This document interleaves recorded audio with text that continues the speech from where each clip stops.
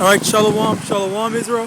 First and foremost, I want to give all honor, glory, and praises unto YAHAWAH YAHAWASHI YAHAWASHI.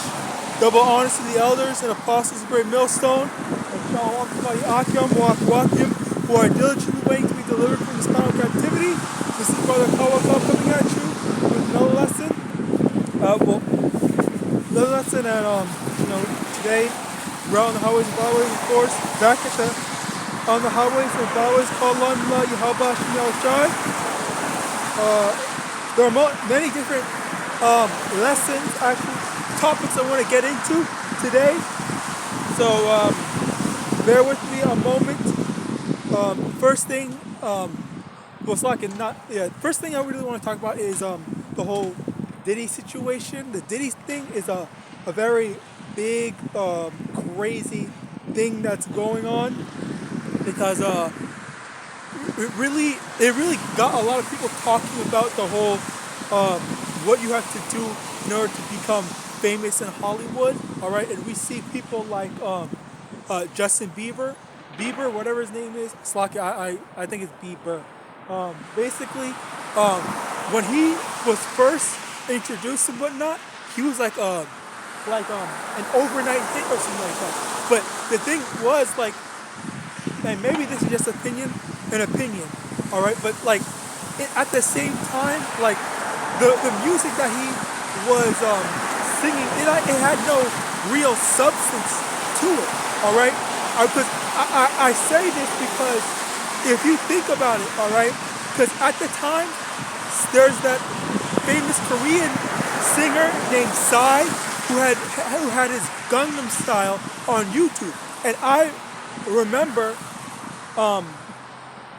Justin Bieber's music video. It was basically reaching billions. Like, I don't know like why or how, but it reached the billions in terms of like YouTube. People were apparently going to his video constantly over and over again,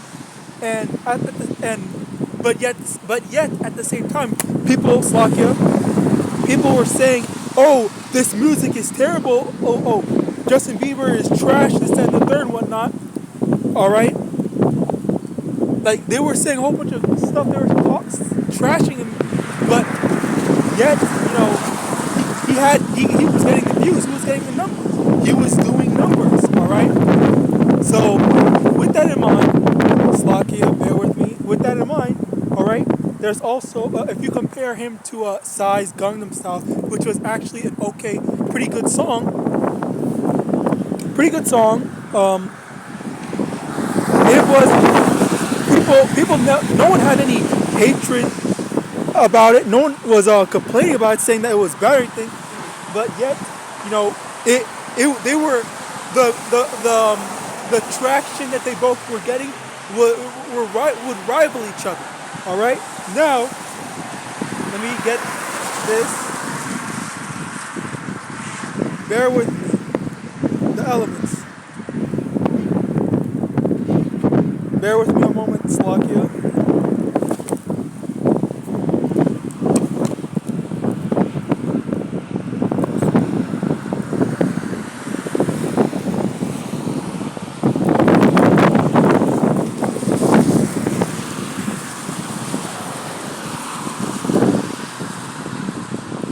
Mark chapter 8, verse 36. For what shall it profit a man if he gain the whole world and lose his own soul? All right. So, firstly,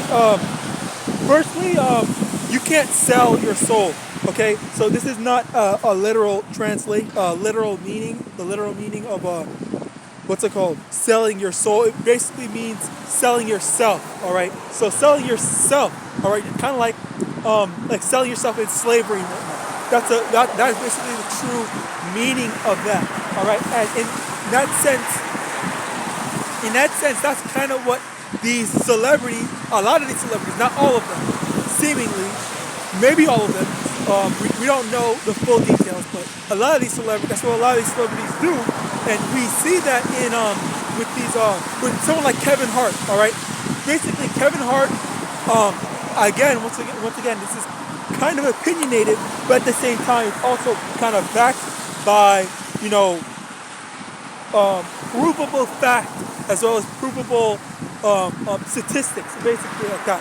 So comparatively, people don't really laugh as much. I think if you look at some other comedians like Dave Chappelle is known as one of the funniest comedians. Who else? Cat Williams. I think Cat Williams. This might be a bit of recency bias for him doing that out, but I think he is kind of funny because he was pretty funny in the Friday movie, Friday After Next, and School Dance. Just overall, he's pretty funny when he's doing his work. And there are other comedians that are funnier, all right. But Kevin Hart, he's just he's like basically at number one. He's like at the very top of the whole so-called black comedian thing, all right.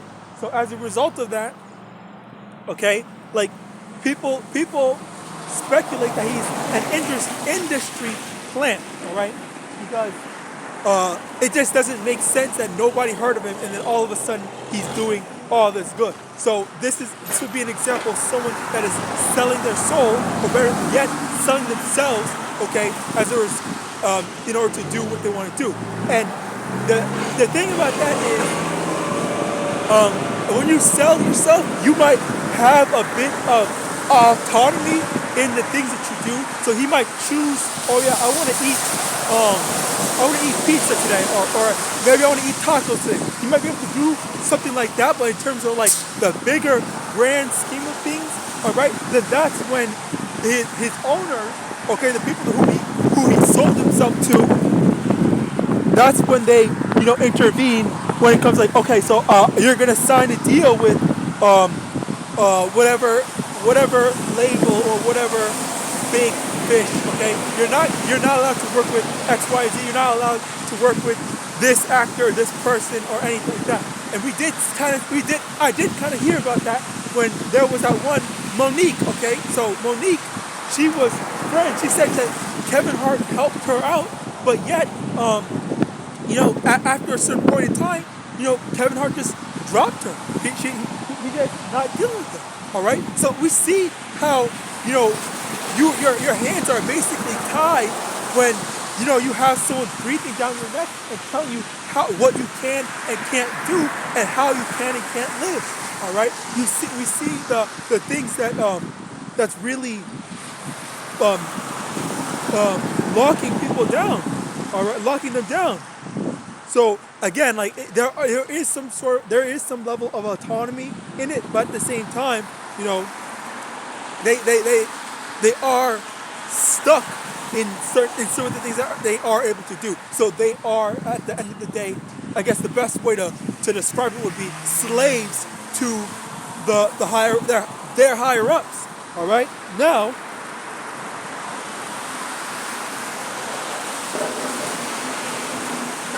Oh, okay, perfect. This is why it's very important to take notes, okay? So I just read my notes over here.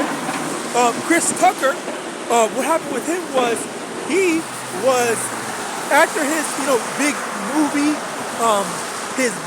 era, I believe it was before Rush Hour 3, he was flying around with Bill Clinton, and he felt like he was Bill Clinton's personal monkey just to make him laugh or whatever he wanted to. Whatever Bill Clinton wanted. Like making jokes and whatnot, flying everywhere with him and stuff like that. So yeah, that was basically what was going on. Like these people are slaves to their oppressor. They have to do what these people are telling them. They're saying, okay, go entertain what's his name for X amount of time if you want to stay relevant, stay having the money, stay having the fame, stay with all of this. All right. So over here once again, another instance. Now let me move on to the next topic. So yeah, judgment must begin at the house of Israel. Let me get this. 1 Peter chapter 4.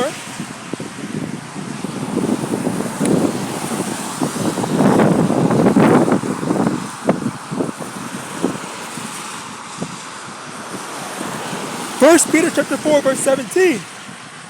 For the time has come that judgment must begin at the house of YAHAWAH, and if it first begin at us, what shall the end be of them that obey not the gospel of YAHAWAH? All right, so a lot of things. Okay, I'll say for the instance of just in general. All right, a lot of the stuff that's going on that we've been going through in general in Babylon. Okay. You know, this is all temporary, all right? And we also get, I'll get a precept to that in a second. But basically, this is all temporary, all right? You have to understand that, yeah, we're going to go through some hardships. We're going to go through some hard times, okay? Babylon is not going to be very kind to us Israelites, all right? So as a result of that, we just have to have patience, okay? Have patience. As the scriptures say, whatever is brought upon you when you are at a low estate, take it cheerfully. All right, roughly paraphrasing.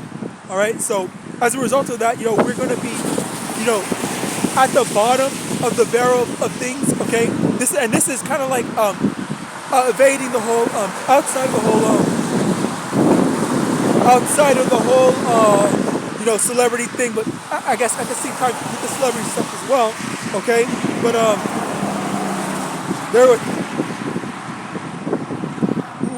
we're going through a lot of stuff. Poverty,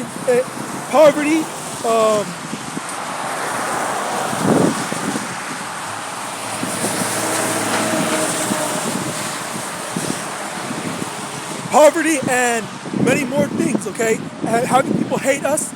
All right, and many more. So Deuteronomy 30 verse 7. And the Lord, thy power, will put all these curses upon thine enemies and on them that hate thee, which persecuted thee. Okay, so very soon, all the hardships that we have to go through, all right, the Lord's going to translate all of those onto our enemies, all right? But the thing is, we have to be patient. We have to wait for the Lord to actually do it. And we're not supposed to be going out to do that. We can't. We have no power here. All right, we don't have any power in ourselves. Our power is YAHAWASHI. Our power is in YAHAWASHI. YAHAWASHI is the one that dictates and controls how the world is gonna go. So as a result of that, we need to. The only thing that we can do is wait for the Lord to deliver us. Wait for the Lord to make the changes to this wicked society. All right. Yes, it's gonna be a very hard thing to do to endure through all this hardships, all this wickedness, all the evil that's brought upon us, all right? But the thing is, the end goal for us is to endure, as it says in 2 Corinthians chapter 4, verse 16 to 18, all right? Roughly, not paraphrasing, but basically summarizing it to be all the things. This is a light affliction, okay? As it says in 2 Corinthians 4, verse 17, but our light affliction is but for a moment, worketh for us an eternal weight in glory. Okay, so this is a light affliction. The stuff that we're going through now is being referred to as a light affliction. Okay, because down the line, okay, all the hardships that we're going through now, okay, it's going to be it's going to pay off and translate to blessings and rewards. All right, so we're going to receive, blessings, greatness,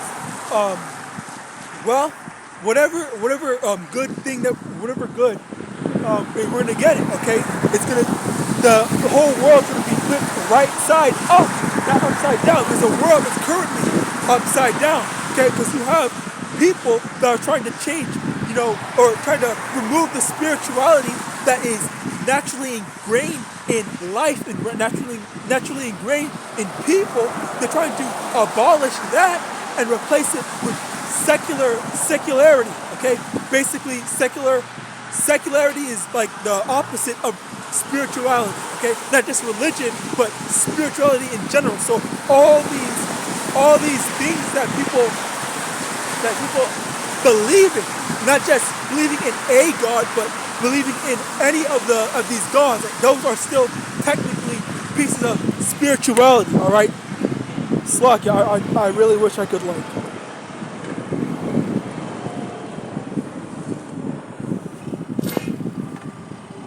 These are all different instances. These are all different examples of spirituality.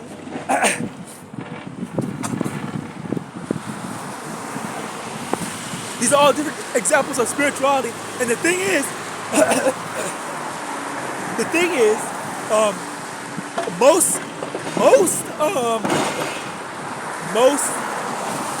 most ethnicities have different, belief systems. Okay, that stems from their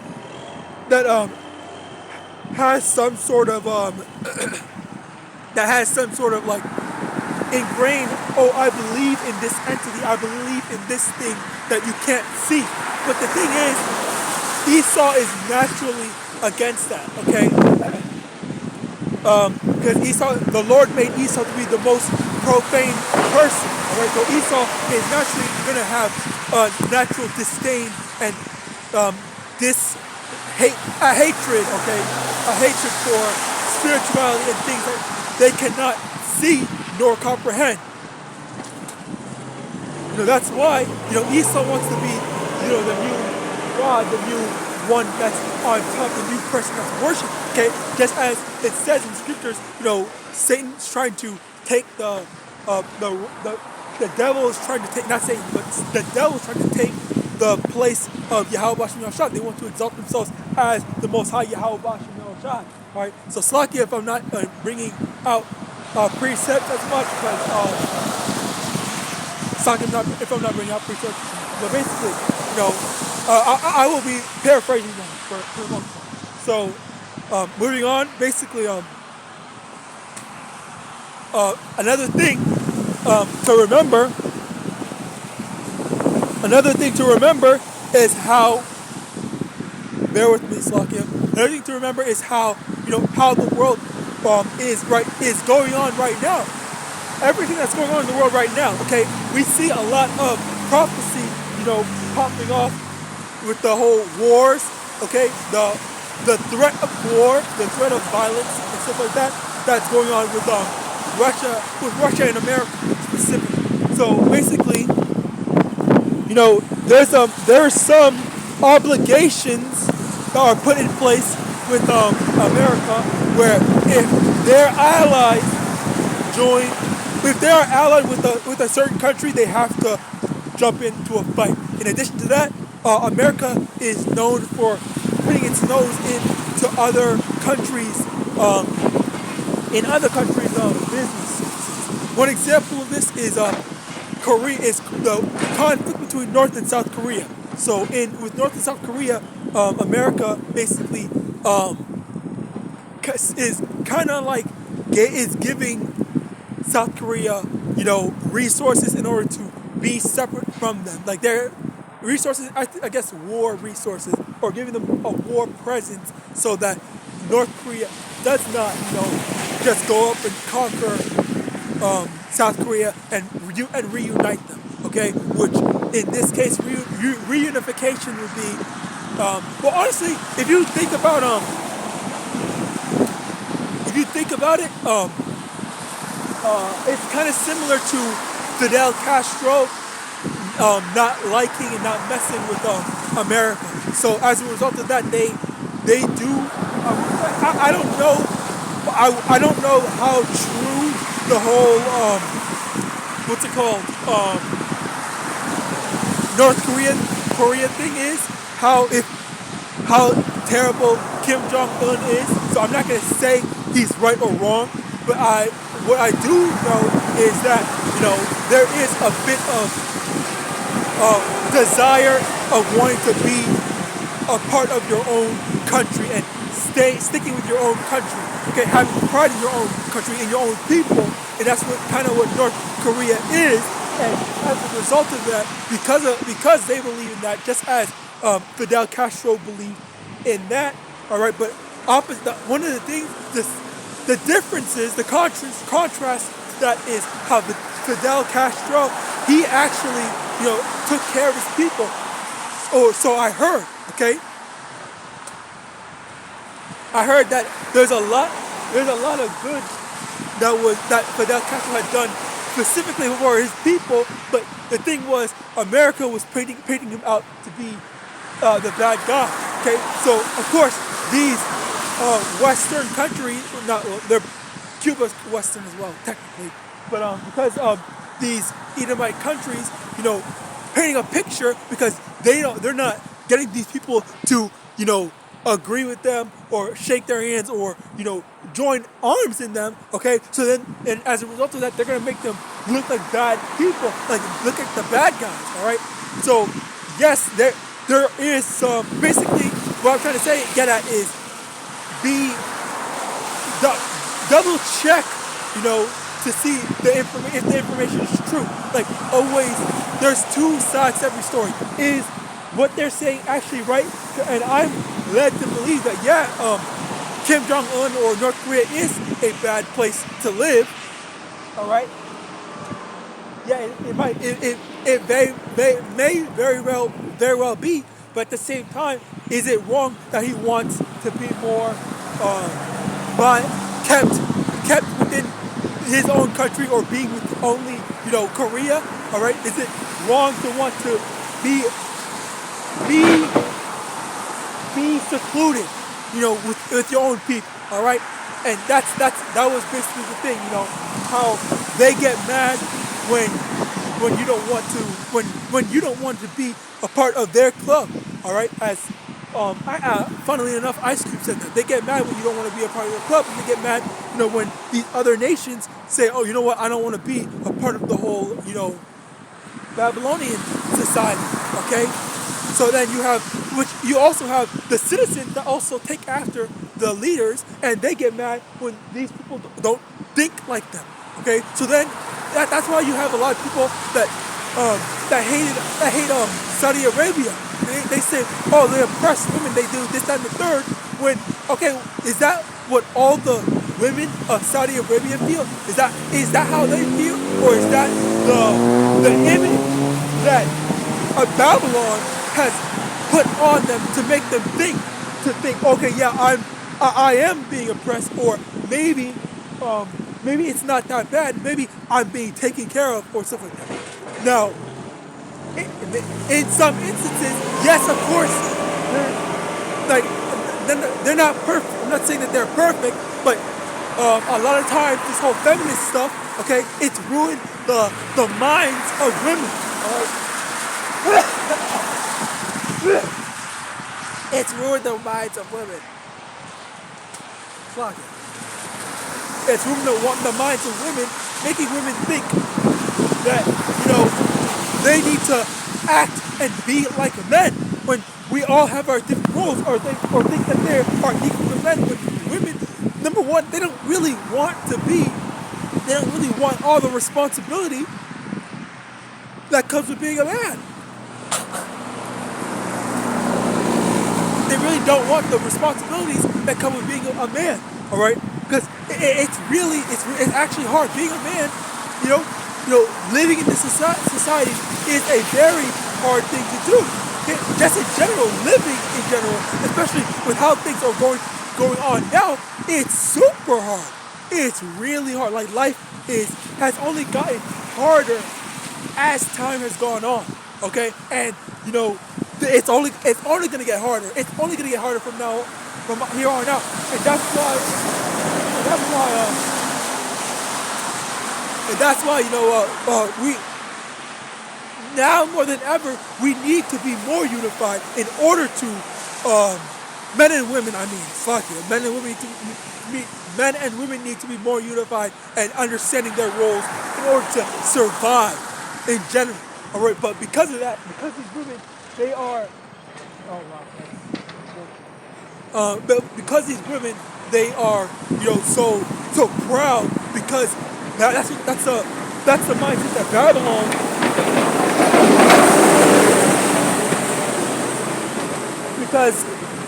because these women were taught to be proud, and that's the mindset that Babylon, introduced to these women, okay, so as a result of that, then their mindset was ruined, and now they think, okay, well, I need to be like a man. I need to adopt all the qualities and traits of a man in order, because that's the right way to think. That's how I get, all the things I want in life. But in actuality, no. Okay, then you're gonna feel empty. You're gonna be all alone. No one's gonna take care of you. Okay, you're just gonna feel empty inside later on down the line. And a lot of women, all right, have been saying this, that feminism has ruined my life. All right, so let me see. Okay, because it actually got better. Bear with me one moment.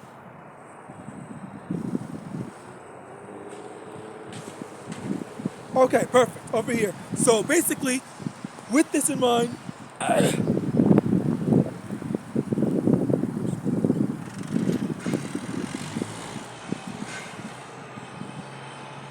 things are getting more and more suffocating and difficult. So again, as I mentioned previously before, life is getting hard. So as time gets harder, things are going to get harder and harder, and it's to be harder and harder to live. A lot of people need help living, making ends meet. All right. A lot of people need help making ends meet. Okay.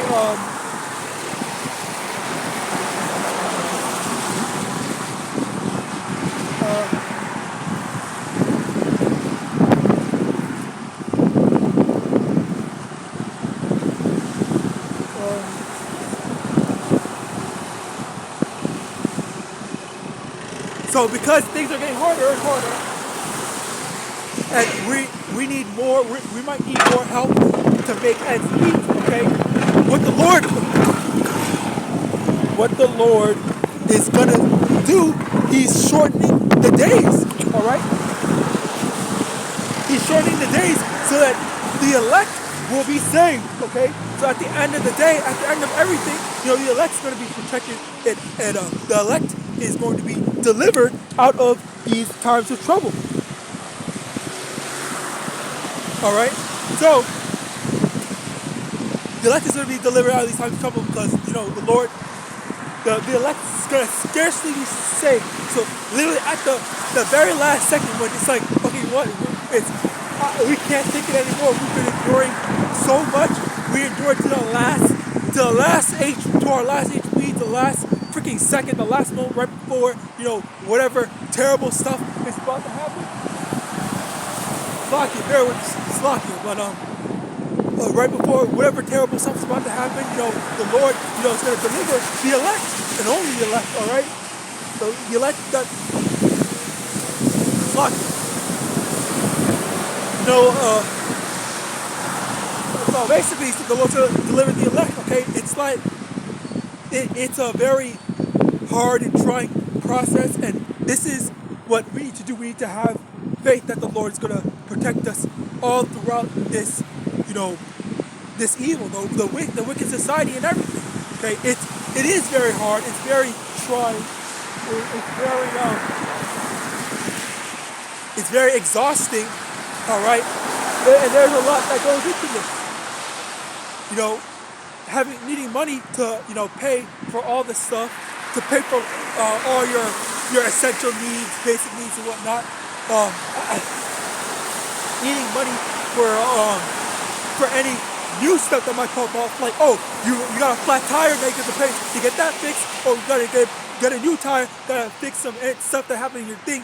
All this stuff that's going on, any type of chaotic stuff that is just out of your control. You just had it was unforeseeable. You just needed the Lord to, help you out for this. You need something. You need extra hands. You need extra whatever. Okay.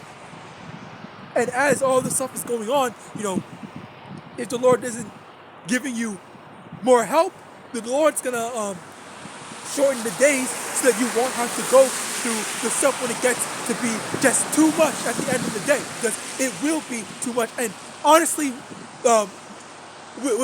with how the world is going, with how Babylon more specifically is going on, like no one should be saved.